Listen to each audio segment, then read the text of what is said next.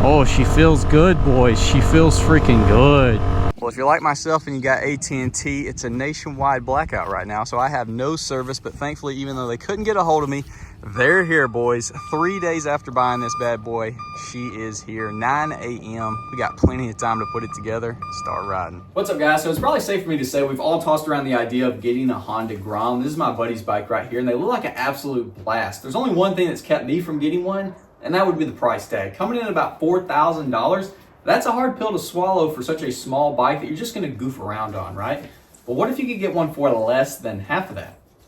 That's gonna be this bad boy right here, the X Pro Condor 150. This is gonna be a Honda Grom clone, and if it's half as good as that, this thing is gonna be a freaking blast. So let's go ahead, unbox it, put it together, take it for a ride, see what it's made of.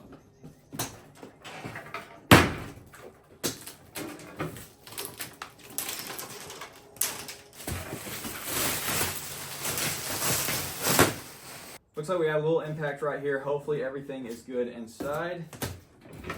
One way to find out. Dude, it looks so good. I think they have 3 different color options: blue, red, and gray.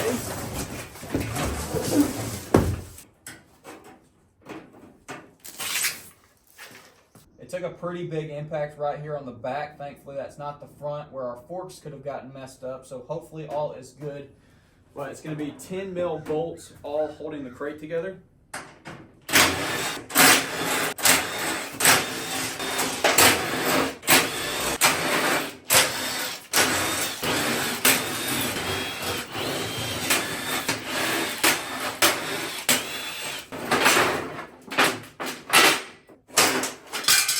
These up out of the way for now.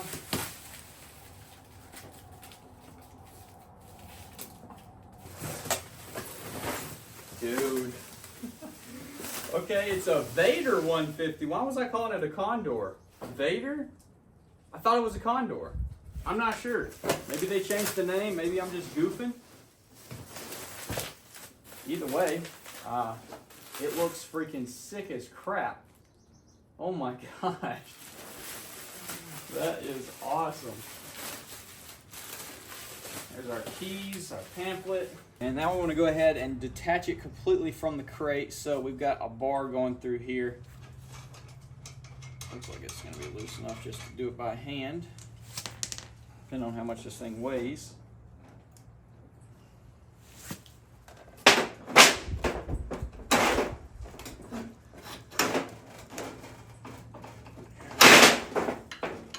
Gently, as I don't do it gently. So our rear shock is not attached, so this part, whatever it is just underneath it. So let's try to carefully get that out. All right. Progress. This does not obviously have a frame underneath. It's got the exhaust, but it also has the foot pegs. We're gonna try to get it in there.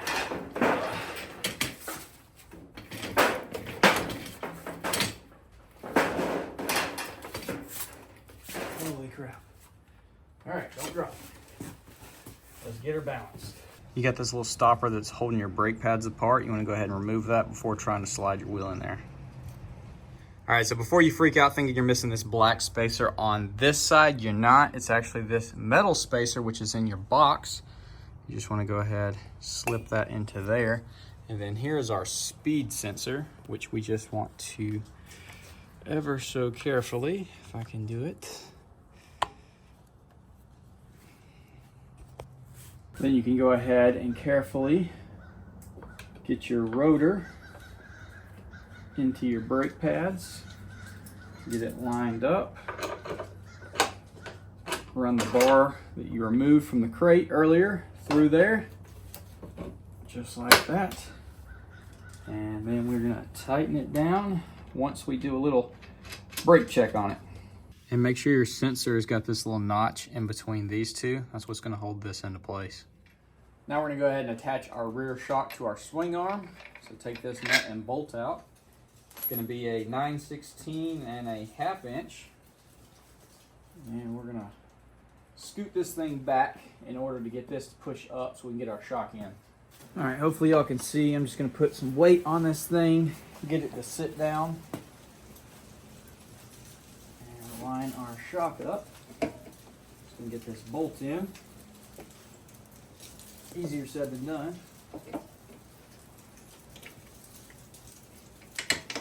There we go. She is on there. We are going to be putting some blue Loctite on all of our nuts and bolts. Hopefully ensure that they do not rattle loose. Go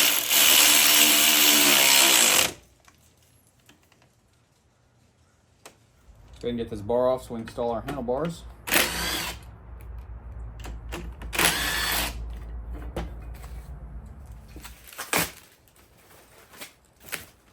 Alright, now let's untangle this.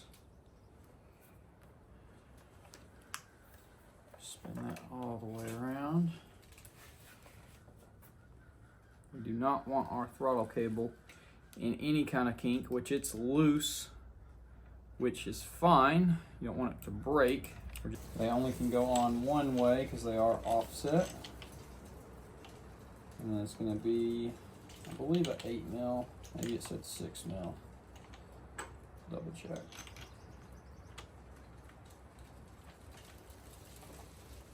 $6 mil. Let's get these lined up. You'll see the teeth on the handlebar. I'm going to get that lined up with the teeth. Let's try to, it's decent. I feel like that's one of the things we're definitely going to want to upgrade is going to be the handlebars for sure. They already feel not amazing. But we'll see once we get them on the bike, or get the bike fully together. Might feel better then.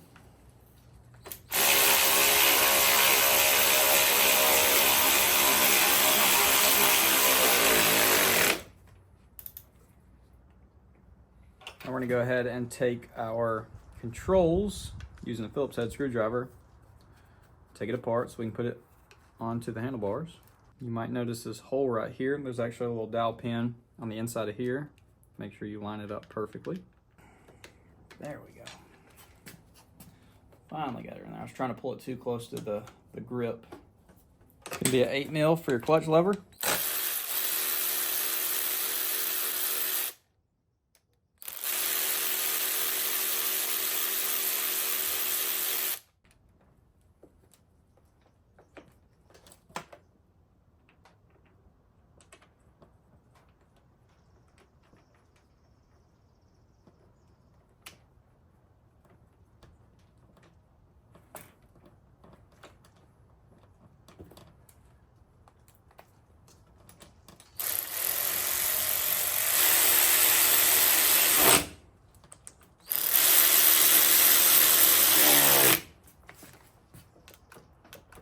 And there she is. We might have to adjust it a little. We'll just have to see. I'm gonna go ahead and slip our front fender through here. We're definitely gonna take a little heat gun, get these stickers off. It'll be a lot cleaner without that.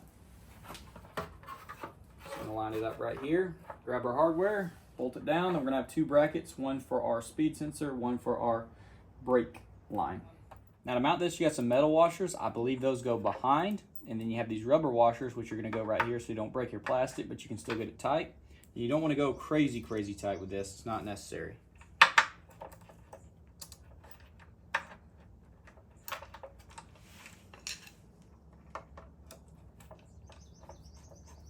Like I said, you don't have to go crazy tight. And then obviously on the other side, we're going to do the exact same thing. Then we're going to slip our bracket on right here. There's a little slit for it to line up. Take our bolt with a washer. Feed it up through here. You could probably put this on before you put the fender on. It'll be a little bit easier, but you can still get to it. 8 mil to hold it. 10 mil to tighten. Slip this bracket on there. Put this other washer right there. Same guy as the front 2. Feed that through. And we're also going to have another one of these on the other side in the exact same location. I have not put it on yet. Then you can move this up and down. Just want to pop that right in here. There it is. You can put that little rubber piece against your plastic so that's not rubbing metal on there. Tighten this one down a little more. And like I said, same thing on the other side. Now we're gonna go ahead and slip our rear fender and chain guard over here. And we're gonna be bolting it down just like we did up front. And we are gonna have to adjust our chain because it is super tight right now. So we're gonna adjust that, pull this forward just a little bit, give us a little slack, be good to go. Now we need to install our gear lever. Go ahead and remove the screw completely. Slip it onto there, lining our teeth up. Definitely wanna put some blue Loctite on this guy. And tighten it down with a 10 mil. Pull it back out a little bit towards you if it doesn't start threading in.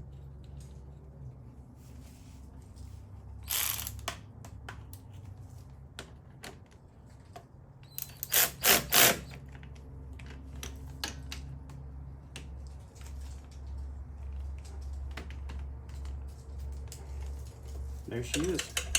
Now we want to install our heat shield for our muffler. Take this screw and washer out. Now I want to line this little tab up on the inside of here. You can use your finger and feel where it lines up. Back it up a little bit. Put our bolt back in there.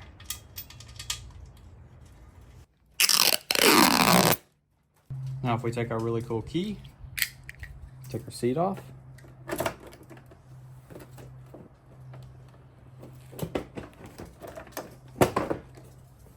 It's going to be an 8 mil to take our bracket off.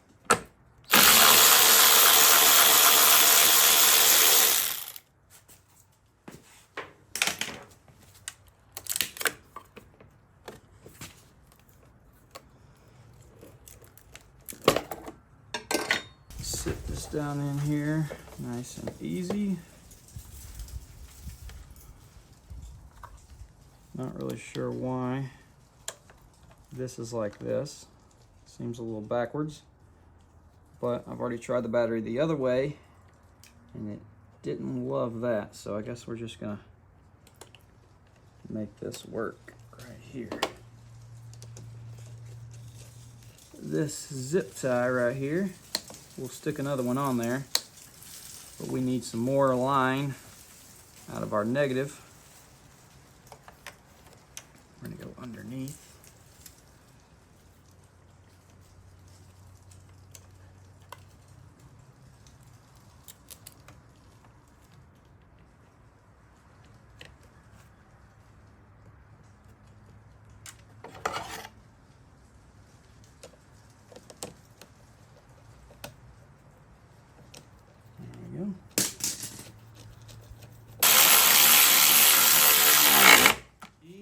See if we got power.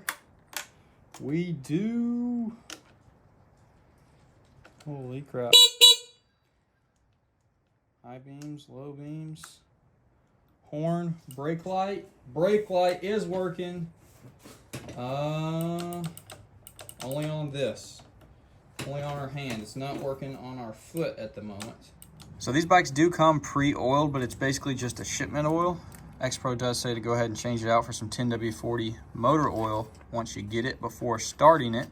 Now, is it going to blow up if you decide to run it on this for a little bit, break it in, and then change it? Probably not, but we're going to go ahead and swap it out. Our drain bolt is right there.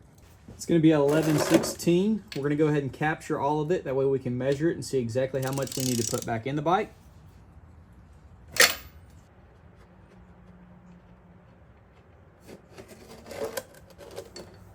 Let it drain. Be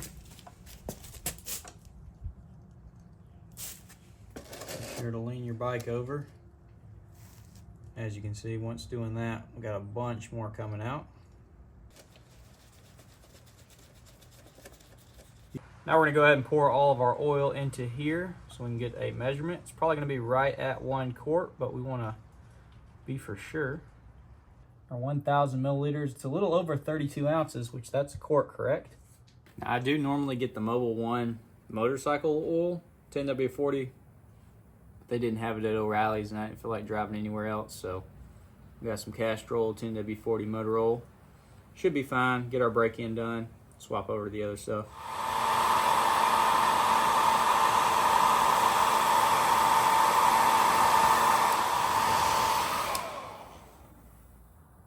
Much better. Just like the Grom, our gas cap requires a key. Pop that guy up. Just fill her up with some 93. So my fuel line was actually not connected, and it's being an absolute booger trying to get it to slide over that lip. Once you fill it up, you want to turn the fuel on, and it's kind of hidden up underneath there. All right, so I did get another quart of oil. I have not put it in there yet. I want to go ahead and just crank this thing up, see if she'll crank, and then we'll double check our oil before we go riding. Shows that we're about 3/4 of a tank full. Oh, that's cool. I'll have to show y'all. You can change the colors on here. All right, choke is right here. We're gonna go ahead and just give her a little bit of choke, see if she'll start.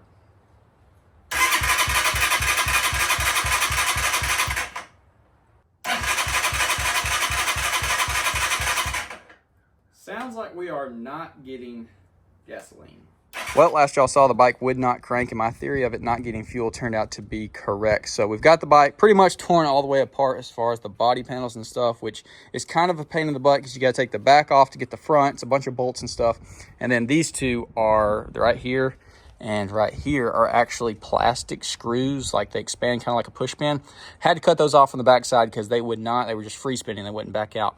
But now that we got all of that off, I was able to unbolt the fuel tank, which is right here, lift it up, and I found our issue. So before, I would flip this on and it would just barely drip out of there. So I knew there was an issue upstream from that, and there's really not much upstream from that. If we look right there, look at that. You sit this down, that fuel line is completely kinked. So I got to figure out how to route that differently so that that's not squishing like that. But that's definitely our problem because I was able to start the bike with some starter fluid, cranked right up, so I knew that was the issue. So I'm gonna go ahead and figure out how to run that line and then put it all back together, and it'll be our first startup. All right, so ended up taking this guy, which was up here, cutting the zip ties off, moving it to here, zipping it there. Then I got a zip tie holding our fuel line straight down, which I know is a little bit ratchet, but we have no more kinks line. Turned the fuel on, immediately filled our fuel filter up, and then as well, this guy had a little bit of a kink right here. It was kind of up like that. Got it nice and free underneath there. I want to put another zip tie right here, holding that down. But that should have solved our issue. Now, a lot of these little guys were not even on there. This one was way slid down, so it's always a good idea to do a once over, check every nut, bolt, cable, hose, clamp. These are kind of just thrown together sometimes, and they're not always 100% perfect. This is prime example of being a cheap China bike, so you might run into some of these issues sometimes, but I guess it's a good learning curve, you know, if you've never tinkered with one of these, or if you have, like myself. Most of the time they're overall solid. They just might have a few little things you got to work out. So I'm going to put it all back together, and then I got to adjust our chain because it's way too tight.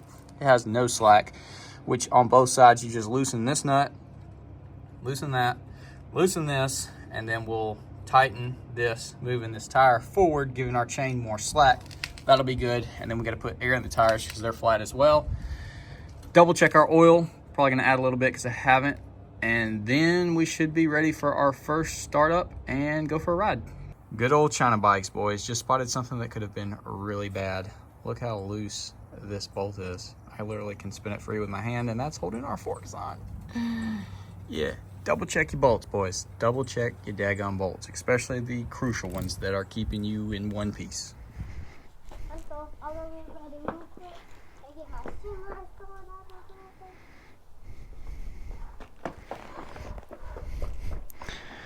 All right, guys, gonna be our first ride. I think I have everything tightened down and in order. Might have to go back and give us a little bit more slack on our chain. Well, let's go ahead and see how she does. Break her in a little bit.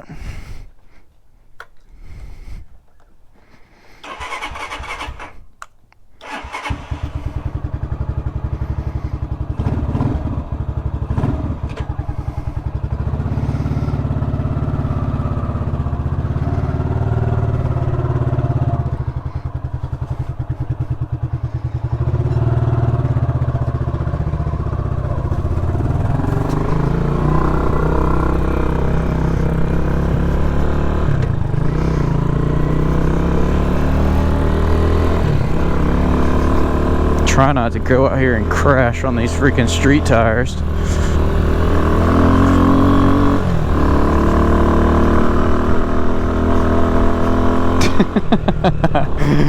It's so bizarre feeling. The handlebars definitely need to be up higher. I feel like that would help it a ton. The clutch is also has to be extended out very far.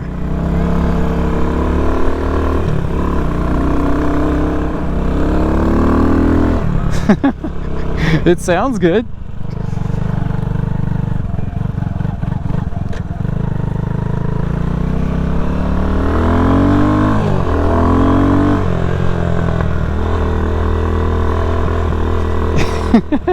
It's so tiny.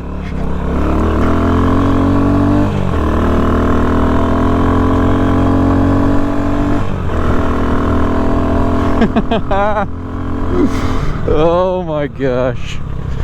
As y'all know, we got the Grom here, Meads Grom, so we're definitely gonna have some head-to-head battle. Honda Grom versus X-Pro Vader, which I reached out to X-Pro because I was like, I bought a Condor 150 and this says Vader 150, which on their website the Vader is a 125, but they said that they just package it a little bit different, so it is the Condor, but it's called a Vader when you get it from them. So I don't know, that was weird, but they did understand that I basically just like, what's up with that? And they said that they explained what I just told y'all, and they said they would give me a $30 refund for the confusion, which I'll take. I guess $30 in the grand scheme of it is, you know, it's all right. It's all right. It's nothing too crazy, but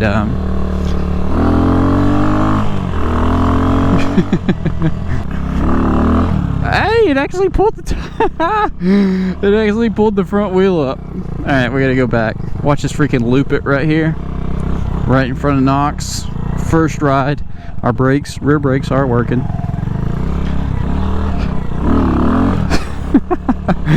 No traction. Let's go back the other side. It's not doesn't have a lip on it. We are gonna get it out on the street here in a minute as well. A little boggy right there. You got a high beam to flash right there. High beams, turn signals, all are working. Horns working. That's how you turn your lights on and off. This right here, green. Well, I can't really see in the sun, but this changes all the different colors. So that's pretty cool.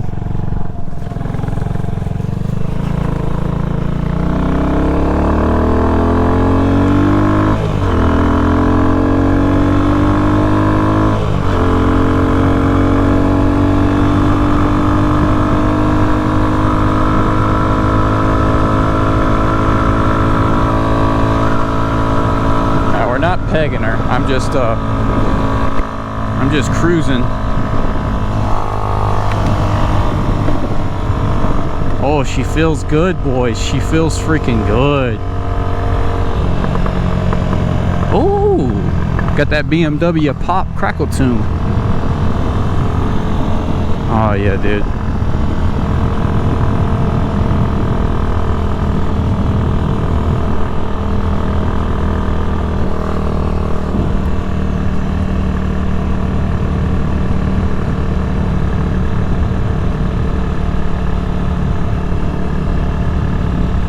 I have not been out this road in a long time.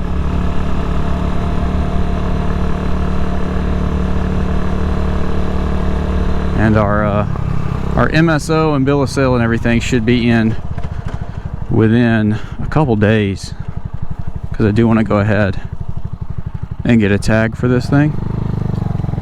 And we'll get a little insurance. Hopefully they'll do it. Even though insurance is freaking killing me already. We got too many vehicles. But I want to be able to just legally hop out here and cruise some back roads and stuff and just goof around whenever I want to. Not have to worry about anything. Oh, dude. I gotta be careful because, like I said, I'm not used to concrete.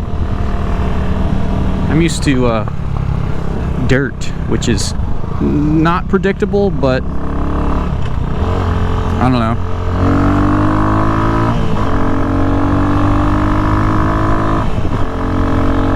Let's go. So going uphill, it'll accelerate, hold its speed, you know, doesn't lose speed.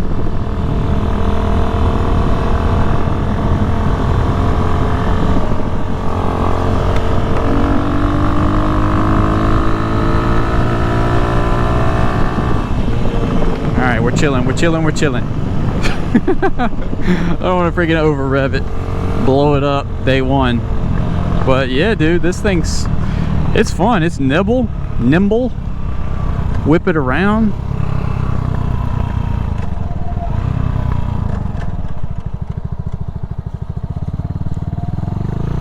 Turns good. The only thing, like I said, is this clutch. The grab point is very far up, which I don't like. All right, let's get the crap out of here. It doesn't bite till like halfway up. But dude, the Vader 150, boys, I like it. I freaking like it. This is gonna be a fun little bike that I think me and Meat are gonna have fun with. Gromming it up. I'm just gonna call it a Grom. Nah, I'm not gonna do that. I'm gonna call it the Vader, because this is gonna be the Grom killer, boys. The freaking Grom killer. I just keep having to remind myself, we're not on a dirt bike tire, an off-road tire. This is a street tire. I goof off too much, I'm gonna end up on the freaking ground, and that's not gonna be fun.